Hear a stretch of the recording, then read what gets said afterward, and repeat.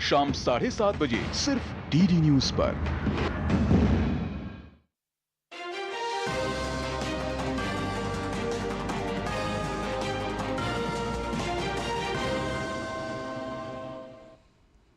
नमस्कार, आप देख रहे हैं समाचार। आपके साथ मैं हूं पराक्रम सिंह शेखावत। बताएंगे आपको इस वक्त की बड़ी खबरें।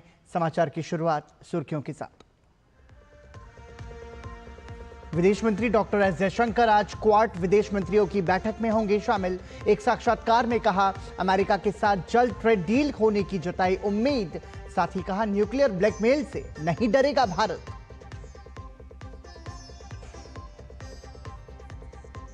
भाजपा प्रवक्ता गौरव भाटिया ने तेजस्वी यादव पर साधा निशाना। कहा, देश को इस्लामिक मुल्क बनाने की हो रही है कोशिश, शरिया वाले जा सकते हैं पाकिस्तान।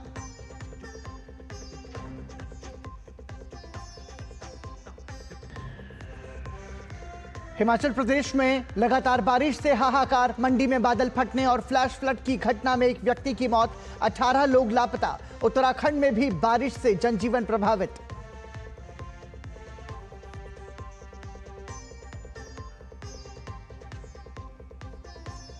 नया नियम लागू होते ही दिल्ली में 15 साल पुरानी 2 मोटरसाइकिल जब्त। पेट्रोल पंप पर एआई कैमरों से हो रही है पहचान।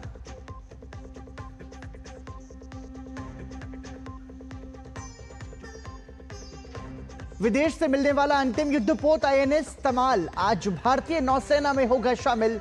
रूस के कलिनिनग्राड में होगा समारोह।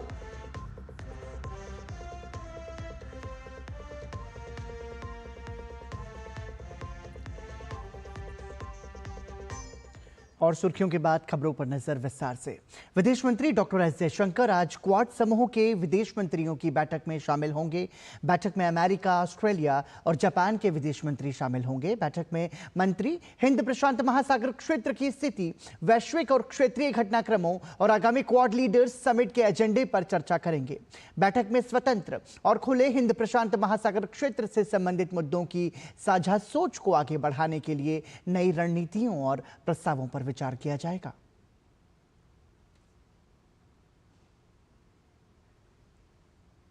विदेश मंत्री डॉक्टर एस जयशंकर ने उम्मीद जताई कि भारत जल्द ही अमेरिकी राष्ट्रपति डोनाल्ड ट्रंप के प्रशासन के साथ व्यापार समझौता कर लेगा।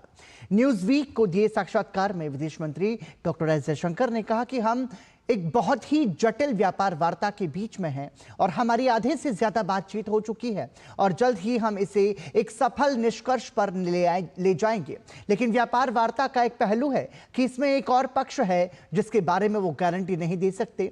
साथ ही उन्होंने कहा कि मुझे लगता है कि अगले कुछ दिन हमें इस पर निगाह रखनी होगी। ट्रंप ने पारस्परिक शुल्क लगाने के लिए 9 जुलाई की समय सीमा तय की है, लेकिन व्यापार वार्ता में कृषि उत्पादों, स्टील और कार के पुर्जों पर शुल्क लगाने सहित कई बाधाएं आ गई हैं। ट्रंप भारत के साथ समझौते के लिए आशान्वित हैं क्योंकि भारत एक महत्वपूर्ण राजनयिक साझेदार होने के साथ साथ दुनिया का सबसे अधिक आबादी वाला देश और शीर्ष 5 वैश्विक अर्थव्यवस्थाओं में से एक है।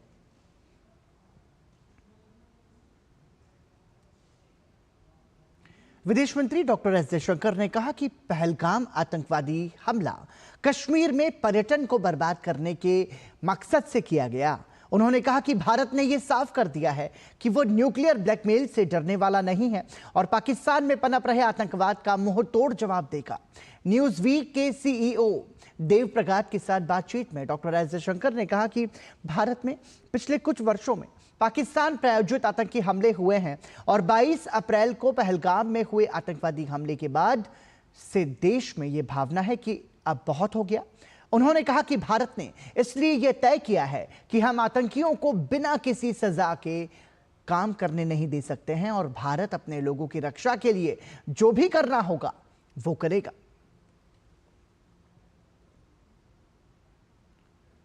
तो आपको बता दें कि डॉक्टर एस जयशंकर ने इसके माध्यम से पाकिस्तान के आतंकवादियों को खुला संदेश भी दिया है और पाकिस्तान को भी स्पष्ट संदेश दिया है। वक्फ बिल के खिलाफ बिहार विधानसभा में नेता प्रतिपक्ष तेजस्वी यादव के बयान पर भाजपा नेता गौरव भाटिया ने जमकर निशाना साधा है। उन्होंने तेजस्वी यादव का रवैया अराजक बताया है। उन्होंने कहा कि तेजस्वी यादव सर्वोच्च न्यायालय की अवमानना कर रहे हैं। जो कानून संसद में पारित हुआ, माननीय राष्ट्रपति जी ने उसे स्वीकृति दी, वो कैसे कोई प्रदेश में, वैसे तो आप अगले 50 साल बिहार में सत्ता में आने वाले नहीं हैं, लेकिन क्या कोई प्रदेश की सरकार केंद्र के कानून को कूड़ेदान में डाल सकती है? तेजस्वी यादव जी, इतना अराजक रवैया आपका क्यों है? जंगल राज कैसा होता है? जंगल राज बिल्कुल लालू और तेजस्वी जैसा होता है। गौरव भाटिया ने कहा कि जंगल राज का पहला नियम है संविधान और कानून की धज्जियां उड़ाना और उसे कूड़ेदान में डालना। इस काम को तेजस्वी यादव कर रहे हैं। जंगल राज का पहला नियम है संविधान और कानून की धज्जियां उधेड़ दी जाती हैं। बाबा साहब का संविधान तार तार किया जाता है और वही काम विपक्ष में रह के तेजस्वी यादव कर रहे हैं। और ये स्पष्ट हो गया है कि अभी चुनाव की घोषणा नहीं हुई है, लेकिन आरजेडी, तेजस्वी यादव और लालू प्रसाद यादव के मन में क्या है? सांप्रदायिक राजनीति करेंगे। जैसा मैंने कहा, हम संविधान संविधान संविधान कहेंगे, वो शरिया शरिया शरिया कहेंगे। हिमाचल प्रदेश में मूसलाधार बारिश से हाहाकार जैसी स्थिति है। मंडी जिले में कई जगहों पर बादल फट गए हैं। मंडी जिले में कई जगह तबाही का मंजर, बादल फटने और फ्लैश फ्लड के कारण एक व्यक्ति की मौत हो गई। और आपको बता दें कि 18 लोग इसमें लापता बताए जा रहे हैं। बाखली और कुकलाहा के पुल टूट गए हैं। चंडीगढ़ मनाली नेशनल हाईवे भी पूरी तरह से बंद हो गया है। तो ये तस्वीरें आप देख रहे हैं, बाखली और कुकलाहा के पुल टूट चुके हैं और ये भारी बारिश की वजह से जो स्थितियां बनी हैं वो सामने है। चंडीगढ़ मनाली नेशनल हाईवे भी पूरी तरह से बंद हो चुका है। मंडी जिले में कई जगह से तबाही का मंजर सामने आ रहा है। हिमाचल प्रदेश में मूसलाधार बारिश की खबर है और इसी वजह से जनजीवन जो है वो बुरी तरह से प्रभावित हुआ है। और सबसे अधिक तबाही जो है वो मंडी जिले में सामने आई है।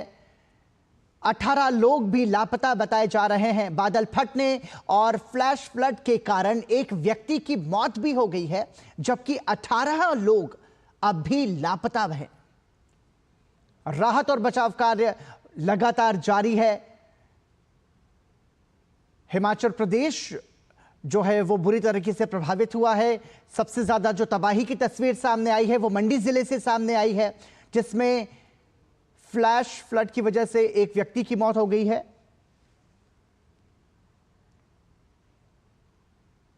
और वहीं उत्तराखंड में भी लगातार हो रही बारिश के चलते जनजीवन बुरी तरह से अस्त व्यस्त हो गया है। मौसम विभाग ने आज प्रदेश के 7 जिलों के लिए ऑरेंज अलर्ट जारी किया है। इसके तहत देहरादून, पौड़ी, उत्तरकाशी, टिहरी, रुद्रप्रयाग, नैनीताल और बागेश्वर में आज बहुत भारी बारिश की चेतावनी दी गई है, जबकि शेष जिलों के लिए येलो अलर्ट घोषित किया गया है। मौसम विज्ञान केंद्र देहरादून के अनुसार 6 जुलाई तक राज्य में जलभराव, बाढ़ और भूस्खलन की आशंका है। बीते 24 घंटे में राज्य में औसत से 4 गुना अधिक 35 मिलीमीटर वर्षा दर्ज की गई है।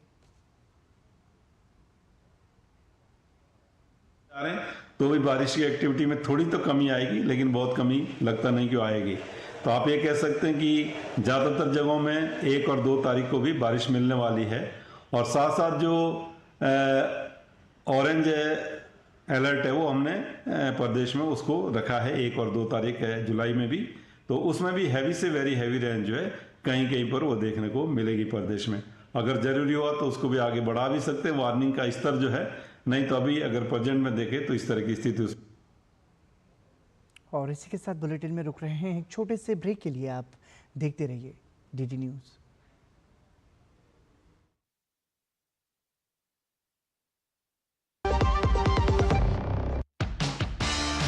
The world's largest accounting body, the Institute of Chartered Accountants of India, ICAI, proudly celebrates 77 years of trust, transparency and excellence.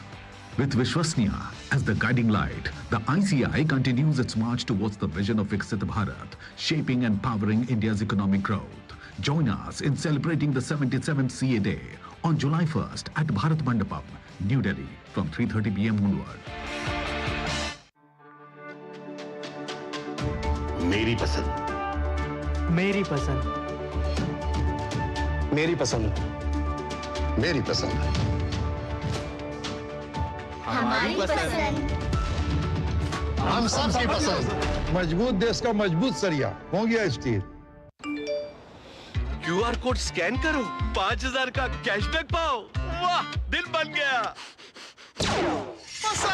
UPI pin entering सिर्फ पैसे भेजने के लिए है। RBI कहता है जानकार बनिए, सतर्क रहिए। एक बार फिर आपका स्वागत। आप देख रहे हैं समाचार। दिल्ली में आज से 10 साल पुराने डीजल और 15 साल पुराने पेट्रोल वाहनों को ईंधन नहीं मिलेगा। यह कदम राजधानी में वाहनों से होने वाले वायु प्रदूषण से निपटने के उद्देश्य से उठाया गया है। इसके लिए परिवहन विभाग ने दिल्ली पुलिस, ट्रैफिक पुलिस और MCD कर्मचारियों के साथ मिलकर योजना तैयार की है। नया नियम लागू होते ही एक्शन भी शुरू हो गया है। दिल्ली पुलिस ने 15 साल पुरानी 2 मोटरसाइकिल को जब्त किया है। इसके साथ ही पेट्रोल पंप पर AI कैमरों से निगरानी की जा रही है। इस मामले में ट्रैफिक इंस्पेक्टर क्या कह रहे हैं, आइए सुनते हैं।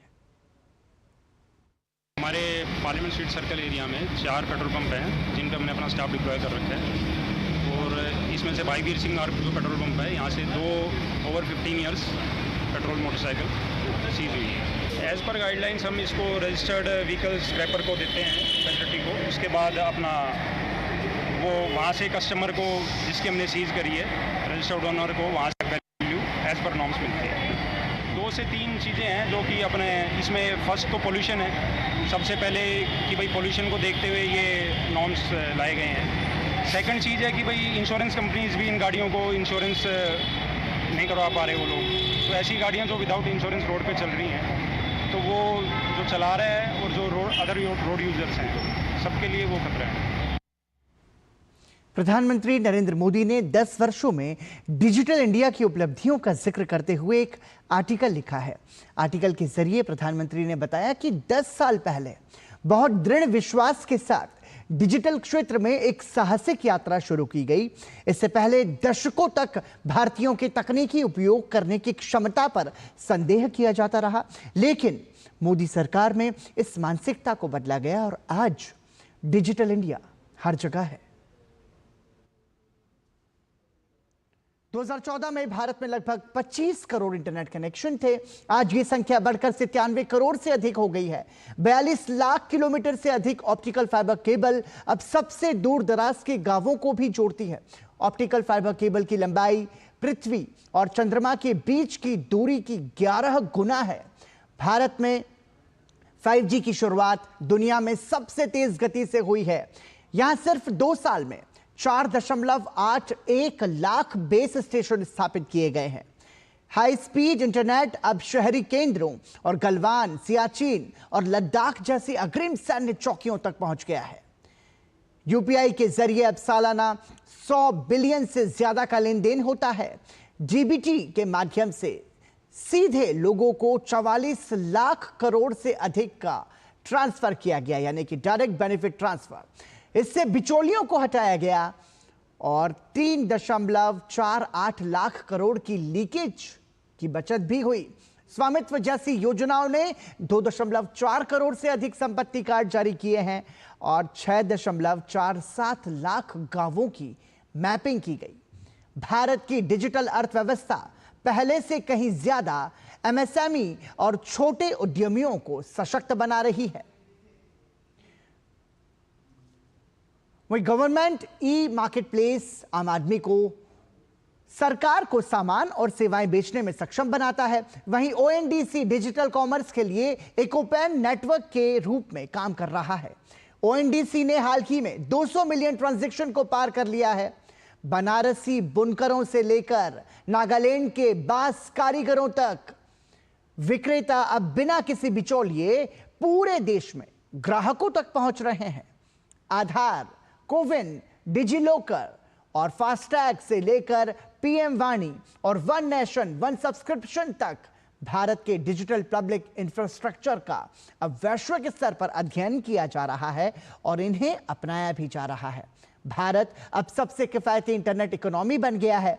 भारत अब दुनिया के शीर्ष 3 स्टार्टअप इकोसिस्टम में शुमार है, जिसमें 1.8 लाख से ज्यादा स्टार्टअप है। प्रधानमंत्री नरेंद्र मोदी ने कहा कि भारत ने ह्यूमैनिटी फर्स्ट एआई का समर्थन किया है। पूरे देश में एआई उत्कृष्टता केंद्र स्थापित किए जा रहे हैं। प्रधानमंत्री ने लिखा कि अगला दशक और भी अधिक परिवर्तनकारी होगा। भारत डिजिटल गवर्नेंस से ग्लोबल डिजिटल लीडरशिप की ओर बढ़ रहा है। डिजिटल इंडिया केवल एक सरकारी कार्यक्रम नहीं रह गया है, ये लोगों का आंदोलन बन गया है। यह आत्मनिर्भर भारत के निर्माण का केंद्र है। भारत अब दुनिया के लिए एक विश्वसनीय इनोवेशन पार्टनर बन गया है। भारतीय नौसेना को एक अत्याधुनिक और बेहद शक्तिशाली युद्धपोत तमाल आज मिलने जा रहा है। यह युद्धपोत ब्रह्मोस सुपरसोनिक क्रूज मिसाइल से लैस है। युद्धपोत तमाल में वर्टिकल लॉन्च सतह से हवा में मार करने वाली मिसाइलें हैं। ये उन्नत 100 मिलीमीटर गन, अत्याधुनिक सिस्टम, हेवीवेट टॉर्पीडो और त्वरित हमला करने वाले एंटी सबमरीन रॉकेट से भी लैस है। इसके अलावा यह अत्याधुनिक युद्धपोत नेटवर्क सेंट्रिक वॉरफेयर क्षमता और आधुनिक इलेक्ट्रॉनिक युद्ध प्रणाली युक्त है। तमाल नाम देवताओं की राजा इंद्र की युद्ध में इस्तेमाल होने वाली पौराणिक तलवार से प्रेरित है। कमीशन के बाद यह जहाज भारतीय नौसेना के पश्चिमी बेड़े में शामिल होकर भारत की समुद्री सुरक्षा को और मजबूत बनाएगा।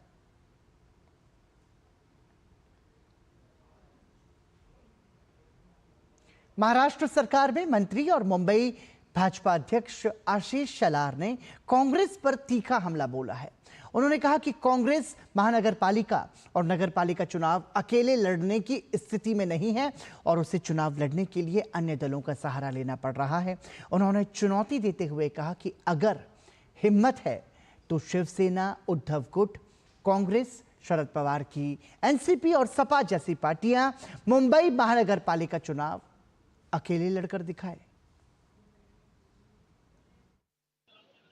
कांग्रेस के प्रभारी जी का स्टेटमेंट पढ़ने के बाद मुझे इतना ही लगा कि यह महाराष्ट्र की चलने वाली हमारी हास्य जत्रा है, क्योंकि खुद के ताकत पर लड़ने के लिए कांग्रेस को मुंबई में ताकत तो होनी चाहिए।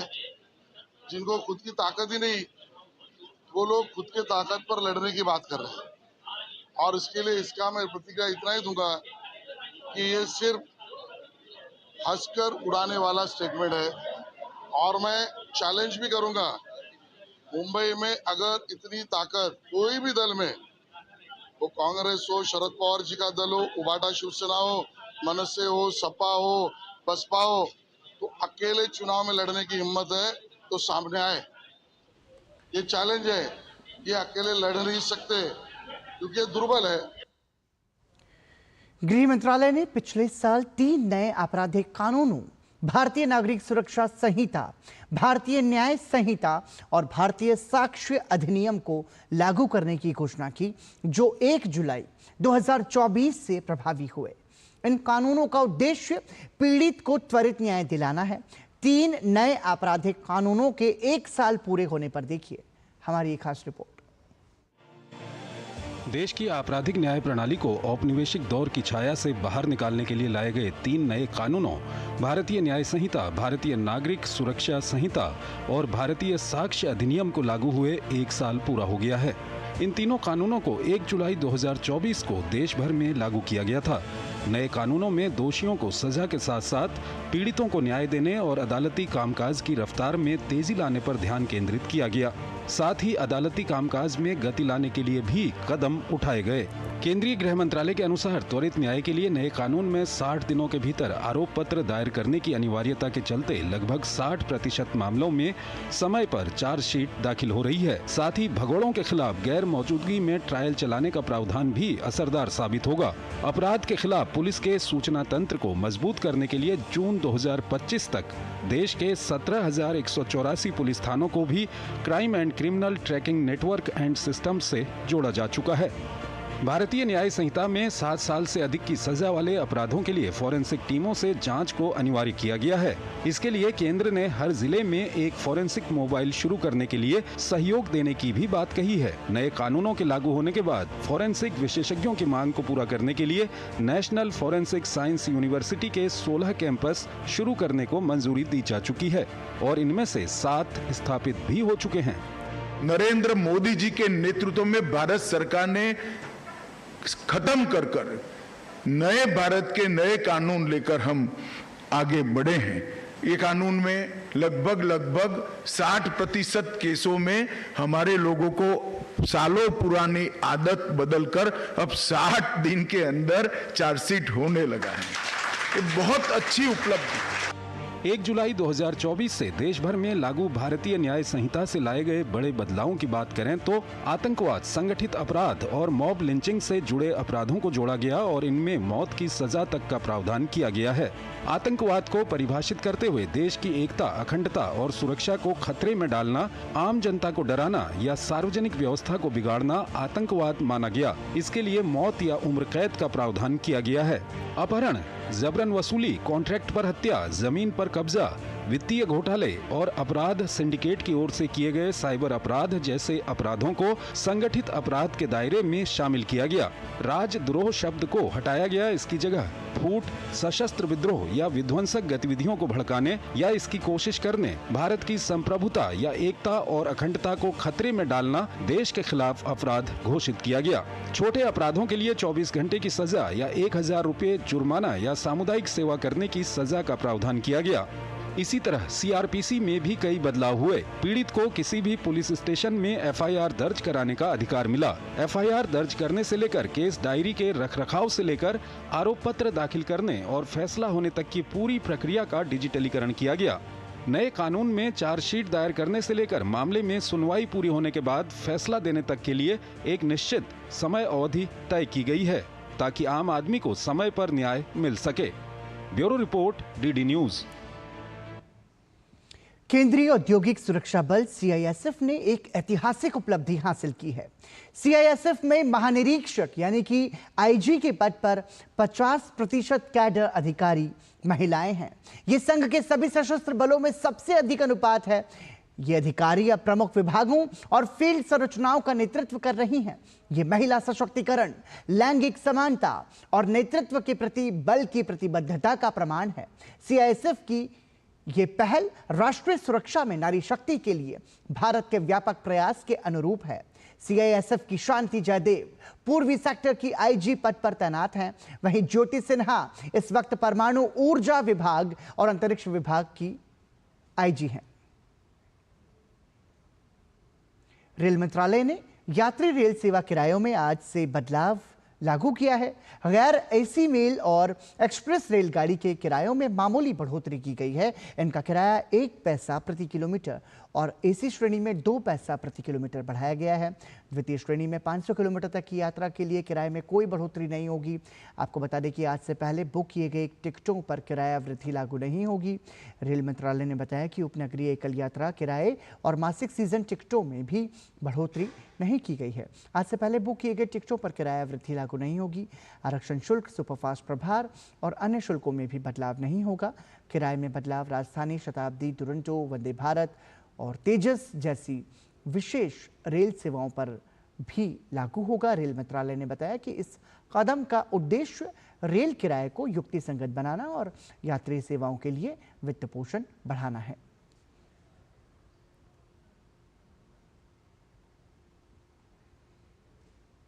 ट्रेनों में अगर आप तत्काल टिकट से ज़्यादा सफ़र करते हैं तो रेलवे की तरफ से आपके लिए खुशखबरी है। रेलवे ने तत्काल बुकिंग सिस्टम को आज से आसान बना दिया है। ये खास रिपोर्ट आप देखिए और इसी के साथ हमें दीजिए अनुमति। नमस्कार। 1 जुलाई 2025 से भारतीय रेल ने मुसाफिरों को कई तोहफे दिए हैं। उन तोहफों में सबसे प्रमुख है बेहतर और उन्नत चार्टिंग, यानी रेल यात्रियों को ट्रेन के प्रस्थान से 4 घंटे पहले के बजाय 8 घंटे पहले आरक्षण चार्ट तैयार मिलेगा। दिन के 2 बजे से पहले प्रस्थान करने वाली ट्रेनों के लिए चार्ट पिछले दिन ही रात के 9 बजे तैयार होगा। यह कदम प्रतीक्षा सूची टिकट वाले यात्रियों के लिए, खासकर लंबी दूरी या कहें कि दूर दराज के स्थानों से यात्रा करने वाले यात्रियों के लिए यह व्यवस्था फायदा पहुंचाएगी। रेल मंत्रालय ने यह तय किया है, रेल मंत्री जी ने निर्देश दिया है कि ये किया जाए। उसमें ट्रेन के डिपार्चर टाइम के 8 घंटे पहले ही लोगों को ये बता दिया जाएगा, वेट लिस्टेड टिकट यात्रियों को ये बता दिया जाएगा कि उनकी टिकट कंफर्म है नहीं, ताकि स्टेशन से दूर दराज रहने वाले यात्रियों को कोई असुविधा या तकलीफ ना हो। रेलवे आधुनिक यात्री आरक्षण प्रणाली को दिसंबर 2025 तक नया, उन्नत, लचीला और वर्तमान से 10 गुना अधिक सक्षम बनाने जा रही है। नए पीआरएस से प्रति मिनट 1.5 लाख से भी अधिक टिकट बुकिंग की सुविधा मिलेगी, जो वर्तमान पीआरएस में 32,000 टिकट प्रति मिनट से लगभग 5 गुना अधिक होगा। टिकट पूछताछ क्षमता भी 10 गुना बढ़ जाएगी, यानी 4 लाख से 40 लाख प्रति मिनट में जांच संभव हो सकेगी। नया पीआरएस बहुभाषी, यात्री सुविधा के अनुकूल बुकिंग और पूछताछ इंटरफेस से सुसज्जित और पसंदीदा सीट चयन करने से युक्त होगा। आज यदि आप रेलवे पे टिकट बुक करें तो आप 32,000 टिकट प्रति मिनट ही बुक कर पाते हैं, और एक नए इस सिस्टम के माध्यम से तकरीबन 1.5 लाख टिकट से भी ज़्यादा प्रति मिनट बन पाएंगे, जो लगभग 5 गुना होगा।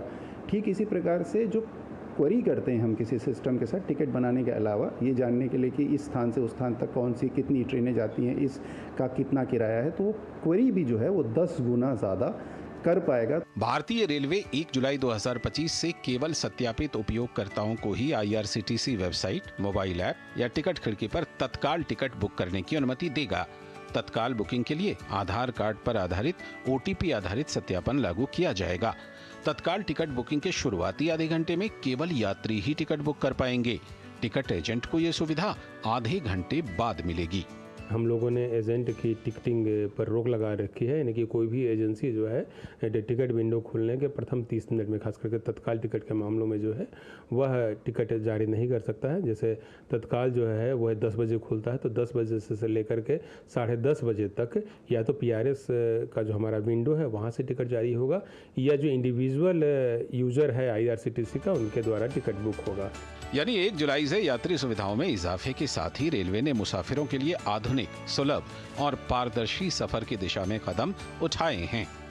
मुसाफिरों के सफर को आसान बनाने के लिए रेलवे की तरफ से ये महत्वपूर्ण फैसले लिए गए हैं।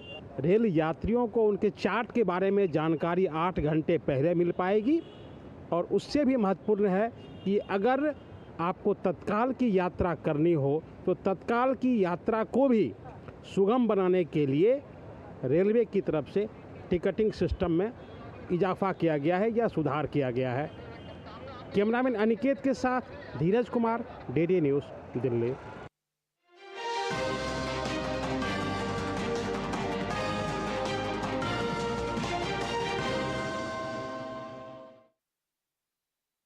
जिंदगी एक गणित है और भविष्य एक कैलकुलेशन।